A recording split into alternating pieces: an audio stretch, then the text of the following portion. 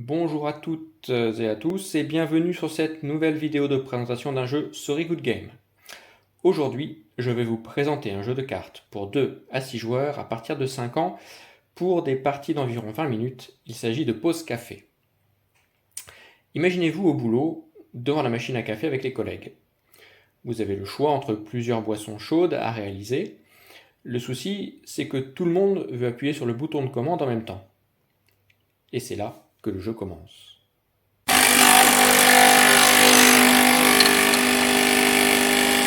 Pause Café est un jeu au tour par tour. Chaque joueur tire une carte et peut en avoir au maximum 8 en main. Dès lors qu'on en a plus de 8, il faut qu'on défausse pour en avoir au maximum toujours 8. Lorsque un joueur possède une carte en double, il peut l'échanger contre l'une des cartes présentes sur ce qu'on appelle le petit marché. Ce sont 3 cartes qui sont accessibles à n'importe quel joueur du moment qu'on l'échange contre 2 cartes identiques. Lorsqu'un joueur est satisfait de ses cartes parce qu'il aura réussi à remplir une ou 2 boissons qui sont présentes sur la carte des boissons, il va interrompre la partie et chaque joueur va donc devoir montrer son jeu et montrer là où les boissons qu'il aura réussi à faire. Chaque boisson rapporte des points qui sont indiqués sur la carte des points en fonction de sa complexité. Le premier joueur à avoir rempli sa carte de fidélité à 10 points a gagné. Là où le jeu se complique et prend un tour plus amusant et interactif, c'est qu'il existe des cartes spéciales qui vont influer soit sur votre main, soit sur celle de vos adversaires. Par exemple, la carte « Le chef passe par là et me pique mon café » obligera l'adversaire de votre choix à se défausser de toutes ses cartes et de tout recommencer à 0. Vous avez tiré la carte « Oups », pas de chance, c'est vous qui faites tomber votre boisson et vous devez remettre toutes vos cartes dans la défausse. La carte « Envie pressante » fera passer 2 tours aux toilettes à un adversaire de votre choix. La carte « Le téléphone sonne » vous permettra de piquer une carte à un adversaire pendant qu'il répond au téléphone. La carte « Tapis rouge » vous permettra d'être le seul à marquer des points sur la manche. Il y a d'autres cartes, mais je ne vais pas toutes les présenter non plus. Par contre, on peut faire un petit exemple, une petite simulation de jeu tout de suite. Voilà, on va simuler rapidement une petite partie à 4 joueurs. Donc le joueur de gauche va tirer la première carte, c'est du café. Celui du haut tire A, la carte remonte le temps. Ça lui permet de rejouer tout de suite et de tirer 2 cartes. Café et lait. Le joueur de droite tire du cacao. Et le joueur du bas a un gobelet, ça c'est bien ça. Le joueur de gauche tire à nouveau une carte, la pièce de monnaie, ça c'est important. Le joueur du haut tire un gobelet, plutôt chanceux pour l'instant. Le joueur de droite, hop, le téléphone sonne. Ça lui permet de piquer la carte d'un adversaire, comme on l'a vu. Il se dit, bah celui-là il a 3 cartes, donc j'ai peut-être plus de chances de m'en sortir. Donc le joueur officiellement il est comme ça. Il va dire, au hasard, je prends celle-là. Oh, un gobelet, tant mieux pour moi. Le joueur du bas tire une pièce, donc lui il est bien loti, il a déjà un gobelet et une pièce, il lui manque plus que les ingrédients pour faire sa boisson. Celui de gauche tire encore une pièce de monnaie, bon pourquoi pas. On peut très bien faire 2 boissons avec 2 gobelets et 2 pièces de monnaie. On peut tout à fait faire 2 boissons. Celui du haut tire une carte, la pièce de monnaie. Celui de droite tire de la mousse de lait. Celui du bas de la mousse de lait également, ça ne lui permet pas de faire une boisson, il lui faudrait au minimum du café, du chocolat ou du thé. On revient à celui de gauche qui tire du cacao. Celui du haut, à nouveau une pièce de monnaie. Celui de droite a envie pressante, qui va se retrouver à devoir passer 2 tours sans jouer. Il va dire, bon, ben, je t'ai piqué une carte à toi, hop, ce sera toi. Lui, il joue, il tire un deuxième gobelet. Celui-ci, donc, ne peut pas jouer puisqu'il a son premier tour à passer aux toilettes. C'est au tour de celui du haut qui a une 3e pièce de monnaie.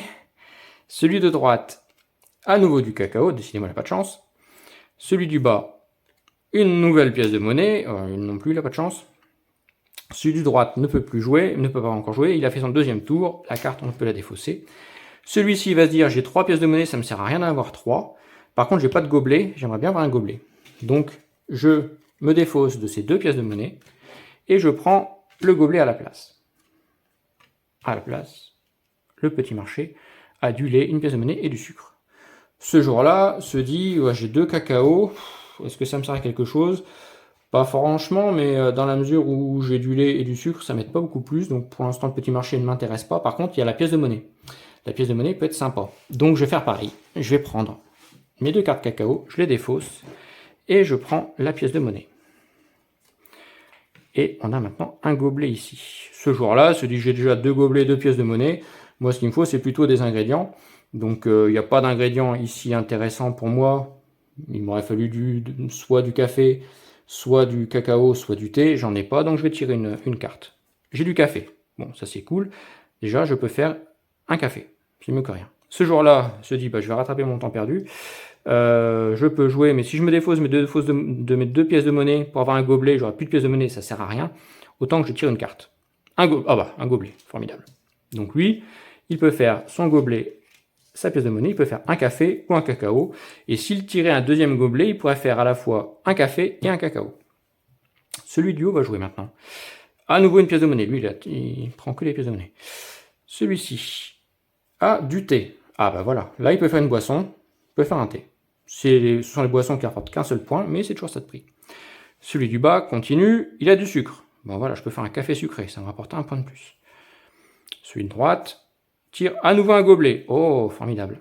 Et il va se dire, stop, j'arrête ma partie, on est bon là-dessus.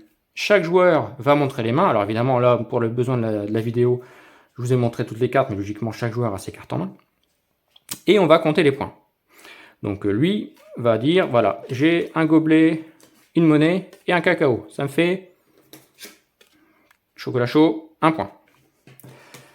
Un gobelet, une pièce de monnaie et un café. C'est un espresso, ça me fait encore 1 point.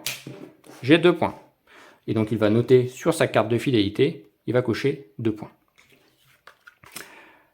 Celui du haut se dit, attendez, moi j'ai un gobelet, une pièce de monnaie aussi, et je peux faire un café. Alors, est-ce que je peux faire quelque chose avec du lait simplement? Non, parce que j'aurais pu faire un macchiato, mais c'est de la mousse de lait. Un latte, il me faut du lait, mais il me faut aussi de la mousse de lait, donc non, moi je peux faire que ça. Moi j'ai 1 point. Il note 1 point sur sa carte de fidélité.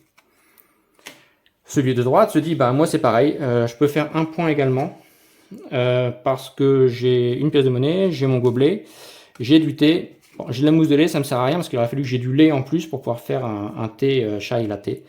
Donc, j'ai qu'un point. Celui du bas se dit, moi, c'est pareil. J'ai un gobelet, une monnaie, un café sucré. Café sucré, donc un café, c'est un espresso. On rajoute 1 point parce qu'on a mis du sucre, ça fait 2 points. Et là, avec son gobelet et sa pièce de monnaie, malheureusement, il n'a que de la mousse de lait, donc il n'a pas l'ingrédient principal, il ne peut faire donc qu'un point. Et ainsi de suite. Cette partie se termine, on fera une autre partie. Alors, sachant que si l'un des joueurs avait eu cette carte tapis rouge, ça aurait signifié que seul ce joueur-là aurait pu mettre des points. Mettons que celui-ci a vu la carte, et bien les 2 points du joueur de gauche, ou les 2 points du joueur du bas, ou le point du joueur du haut, auraient été annulés parce que tapis rouge, seul le joueur qui possède la carte tapis rouge marque des points. Voilà. Donc voilà, c'est une petite simulation très rapide. Évidemment, c'est plus agréable quand on fait ça à plusieurs que quand c'est un seul joueur qui joue les quatre personnages. Mais bon, c'était simplement pour vous donner un petit aperçu de ce jeu. Pause Café, c'est donc un jeu facile d'accès, d'autant que vous avez la fameuse carte des boissons comme aide-mémoire. C'est un jeu facile à expliquer également, qui ne prend pas de place, avec des parties qui durent environ 20 minutes. Ça vous assurera de bons moments de rigolade, de mauvaise foi et de prise de bec, puisque chaque manche sera l'occasion de se venger de la manche précédente ou d'attaquer le collègue qui a le plus de points pour ne pas qu'il gagne. Bref, idéal pour passer une bonne soirée en famille ou entre amis. Ou une pause café au boulot.